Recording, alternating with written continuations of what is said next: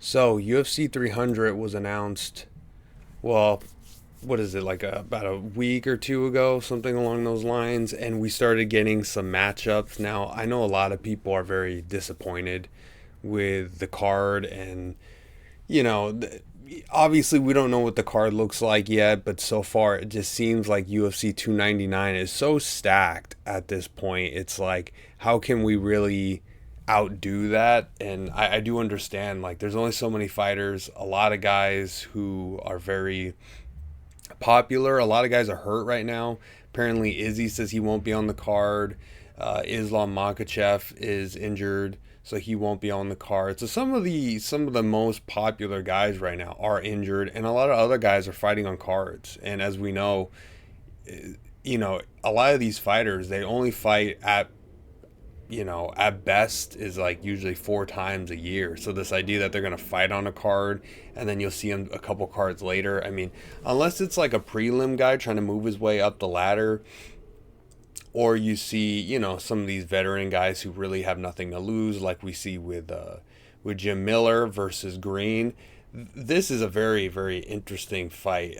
I know a lot of people like Miller, and he's done this kind of comeback, and awesome. I mean, I remember watching him back when he would fight like Nate Diaz, and he fought a bunch of guys, and to see him in there, and he's still beating up a lot of young guys, and he's in there, doing what he has to do. It's very impressive, and I think we all like it. But when we think about Bobby Green, though, that fight, I mean, when I heard it announced, it was so bizarre. I mean, the beating that he took in his last fight was so bad. I've never seen someone so concussed. Walking around, obviously, he was still, I don't know, maybe his subconscious was walking around talking and stuff. But the beating he took in his last fight, I mean, he definitely got knocked unconscious, and then he got it even worse after that. So I'm surprised that he was even allowed to even be able to fight. I mean, that wasn't even that long ago that he received that beating. So I don't know. Like, I haven't really dug deep into this, so maybe uh, I'm pretty sure that it was announced Miller versus Green, and it's just bizarre. I mean, this could be the end of, if that fight is real, that could be the end of Green, because the beating that he took, and he's had some really major KOs in his last few fights. I mean, the amount of times he's been KO'd in his career, also, it's more than a couple times. So if he goes in there and he eats a bomb and gets put out by Miller, I mean, this could really be the end of him. I think someone should come in. He's already in his late 30s.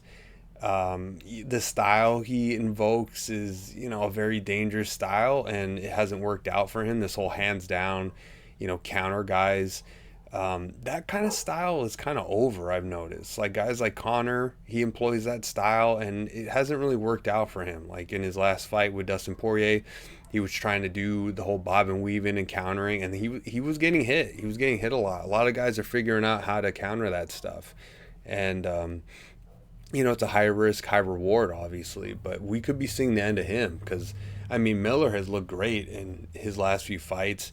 He has KO power. He's a very smart veteran. He's very experienced, and he also has KO power. He's well rounded.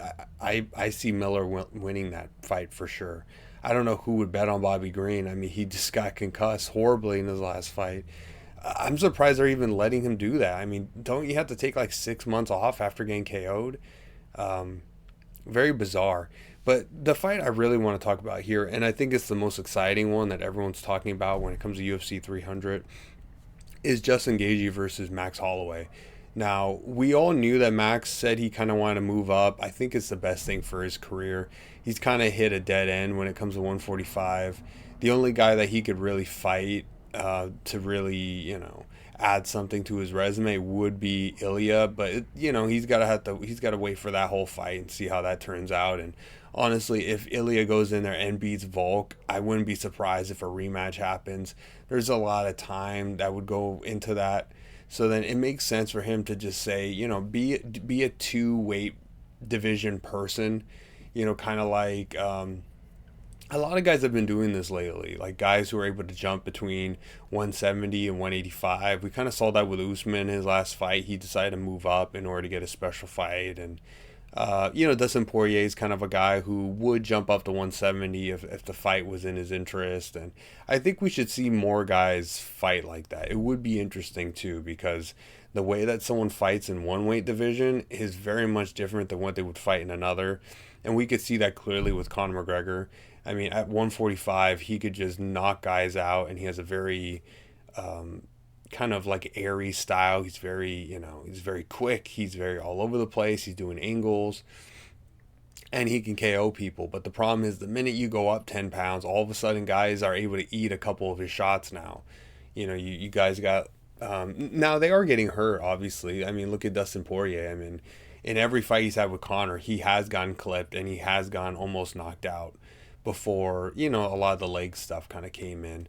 But being able to jump between different weight divisions, it's definitely something that's really good for people's careers, because sometimes one division is just blocked up and you can't really do much. Sometimes you have these little things where you got like these guys and are stuck in these weird rock paper scissors situations in like top three, right? And especially some divisions right now are just totally blocked up. There's really not much you could do about them. So this is really a smart move by Max Holloway to, kind of refresh himself, go up into another division.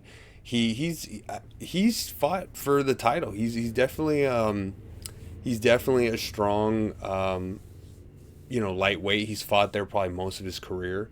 And yeah, he's, 145 is where he's at his best. But, as we know in MMA, you're not always going to be in a situation where you're at your absolute best. There's a lot of situations where you're fighting injured, you're fighting, I heard that Jiri fought recently and he was actually, he only had like a week of training because he was getting over like a staph infection or something. And so a lot of these guys are going into these fights like half dead most of the time. And you just don't know it because obviously the amount of adrenaline pumping from their veins with the crowds and everything, it's able to keep them going for a couple rounds, as if there's nothing wrong with them. But getting back to the fight though, Justin Gaethje versus Holloway, it's kind of bizarre in some ways. It was kind of like this whole thing with like Volk and Islam fighting. It's like, how's that gonna work? I mean, these are different weight class guys and they're both good at different things, and it's like I feel like it's like making a weird smoothie, like putting fruits in there you've never combined before and you don't know if it's gonna be good or bad. And as we know, Justin Gaethje, he's had his last few fights, he's had very good performances. And he's looked really good. I mean, he knocked Dustin Poirier out in the second round, and this fight before that, I forget the guy's name. If you guys want to put it in the comments, go ahead. But he had a great fight with him, and he really showed his what he had. I mean, he doesn't like to wrestle, even though he can, but he did, and he showed really the power difference between him and a lot of these lightweight guys. There's something about Gaethje where when he throws punches, he's throwing like kind of like 170 like Usman like punches. Like he's like KO power. Like he KO'd Dustin Poirier through his guard. I mean, how often do you see that? Often do you see a guy really block a move perfectly and still get knocked out? I mean, we're talking he's got like next level power, not to mention his leg kicks. His leg kicks are so powerful that he's won a lot of fights just through the leg kick. So he has multiple ways he could win this fight. He's got power in his hands. He could chop you down with his leg kicks. And he also has wrestling. Now he doesn't really employ it too much, but it would be good. If I was his coach, I would say, hey, look, just at least feint with it, or at least go for one each round, just so that if you're going to be fighting like an advanced striker, the best way to land on them is to kind of feint a shot and then come upstairs with like a combination. But for Max Holloway, it's a different situation for him because he's looked really good in his last few fights. Never been KO'd. He has a very high volume striking style. he's a great boxer, all that type of stuff. I think with him, his issue is kind of it's always been the same thing. He's kind of a Nate Diaz type of guy where he just doesn't have that athleticism. He's got the grit, he's got the toughness. He is a martial artist for sure, but he's not an athlete, and that's really the difference between these guys when you get to the highest levels. Like if you look at Volk, he very much is an athlete, and he also is like a warrior. He'll get in there, he'll fight. He's he can strike, he can take you down. He's good everywhere, and he's athletic. So he has that explosive power. He has that KO power.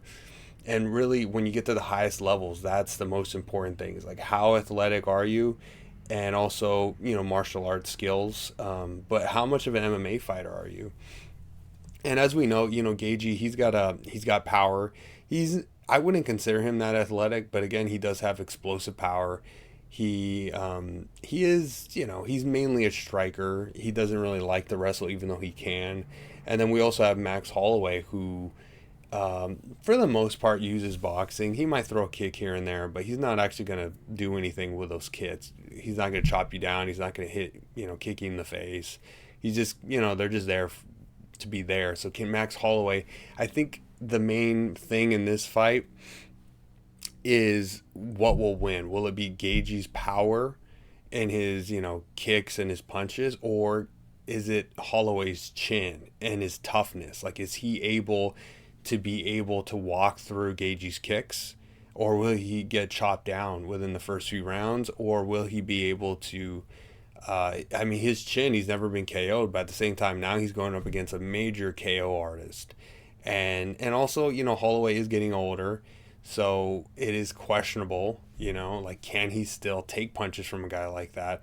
Obviously, we know Holloway is going to be very hit and move in this fight. He's not going to, like, stand and bang like he always does with all those, the little guys. He'll tell them, like, hey, we're going to fight right here in the center.